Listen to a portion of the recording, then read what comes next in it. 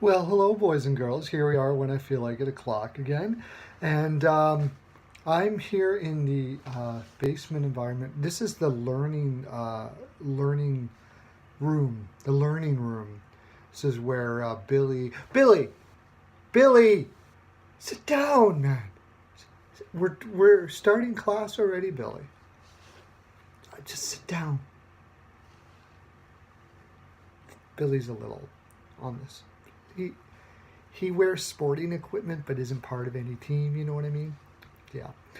Anyways, so get out your books, get out your binders and your journals. Very much your journals because you're going to need this information, boys and girls. You are. This is about how the LA Kings suck. Yeah. And how I actually, you know what, they didn't suck as bad as I thought. I had them not making the playoffs this year. So they actually did fairly well. Now, why did they make the playoffs? Well, let's look back, boys and girls, shall we? Oh, Jaime's Body Lube, new bottle, pouring bottle. Not a squirting bottle anymore, boys and girls. This is basically from your letters that you've given me, saying that we needed a new pouring type bottle. There, you weren't getting enough product at one time. So, Jaime's Body Lube, it's the best there. I said it. Okay, LA Kings. I had them not making the playoffs, and that was probably going to happen until they went out and got themselves a Dion Phaneuf. Made a odd trade. If you remember the video I did on Dion Phaneuf, right? When they made that trade, I'm sure you do. You got that in your notes. You can go back there and look at them. When they made the trade, I was very poo-poo about the trade, and I still kind of am. I was going to do another video on how there could be somewhat justified because they don't have any real defensemen coming up in there except for Cale Clegg. Cale Clegg looks like he's going to be a gooder. They drafted him 51st overall in 2016. He got 66 points in 45 games this year as a 19-year-old playing for Moose Jaw. He looks like he's going to be a player. They also have Fantenberg, who really didn't play too badly in the playoffs. But besides that, it's really, really dry. So they could use those guys in the 5-6 role. But the problem is, Phaneuf makes a heck of a lot of money for a couple more years. Only I think it's 2 or 3 more years yet. So in their mind, they're thinking, Clegg, Fantenberg's already been playing for a year. But by that time, maybe they can take that role. And if we got to do a buyout, we can do a buyout with only a year left. I get it. We can make the playoffs this year and still build our... I kind of get what they did. I'm giving them a bone here, all right? And also, losing in 4 games would not have happened, I don't think, if they wouldn't have had Forbert and Muzzin hurt. Now, Muzzin did play in the last 2 games, but the first 2 games they were without Forbert and Muzzin, in which case they were going with Kevin Gravel, who, I'm sorry, is probably not an NHL caliber defenseman. At the very most, he plays on your 7th.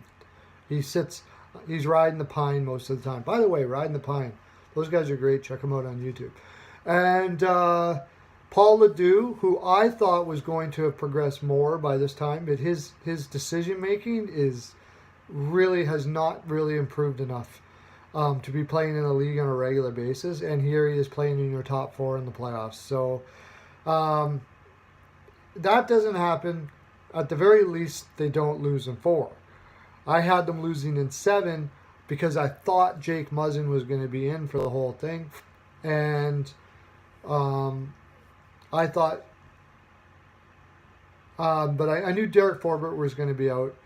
But even with just Jake Muzzin's a very underrated defenseman. Like, take Stroman out of Tampa Bay, and it's not looking good. Muzzin and Stroman are about the same. It's a big defenseman to lose on a defense that isn't really super thick. Christian Pauline is already in your top 6, and he's barely a top 5-6 defenseman. So, weak on D. Now, so when you look at the Phaneuf trade, I say it's okay. I don't know if I would have did it. I would have been looking more towards rebuild right away. And in the future here, I think that's what they really need to start doing. They got to just suck it up and say, we got to rebuild. I know you signed Kopitar to a large contract, but if you do it right, rebuilds aren't as big as you think they are. What they do need is speed. They got Velarde coming up, their first-round pick in 2017.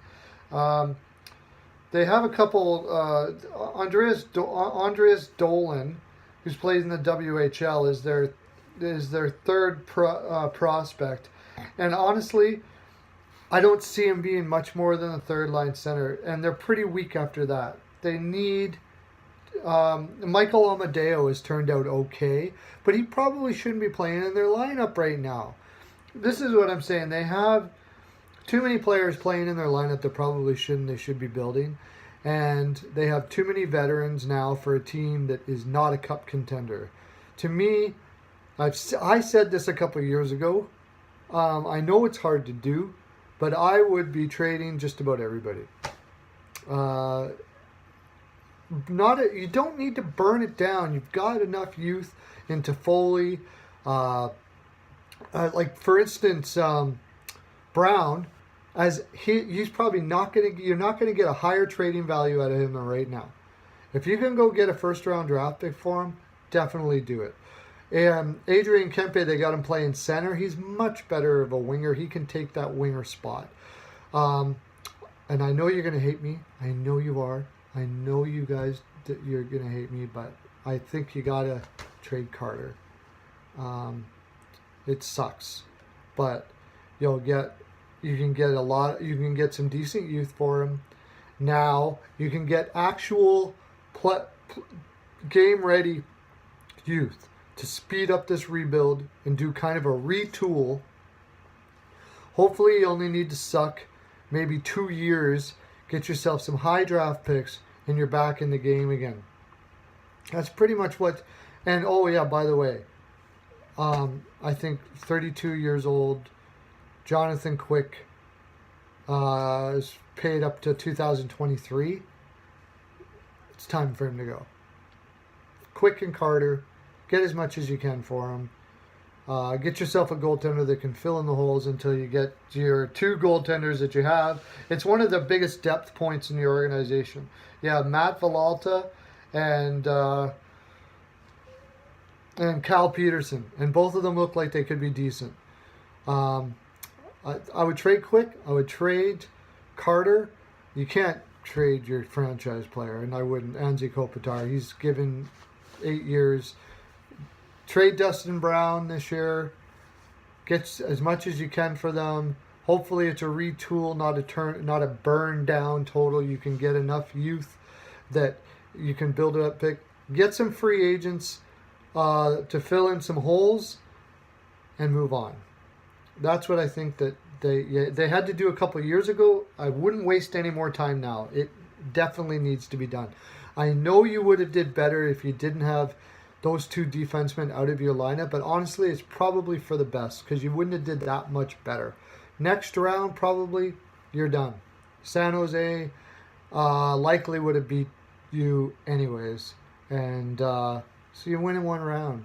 You're LA Kings, man. You got all the money in the world. Rebuild. You got good fans. They'll be behind you. It's time to do it. That's my full 42%, boys and girls. That's all I have to give. Hope all you LA Kings fans are staying well-lived and pants-free living. That's what I love about you LA Kings guys. LA fans, LA people are so pants-free, and that's why you're always so happy. Have a great day. Lots of love to you. Subscribe. Hit the bell, subscribe. Gosh, for the love of God, get yourself a my NHL Pearls of Wisdom necklace.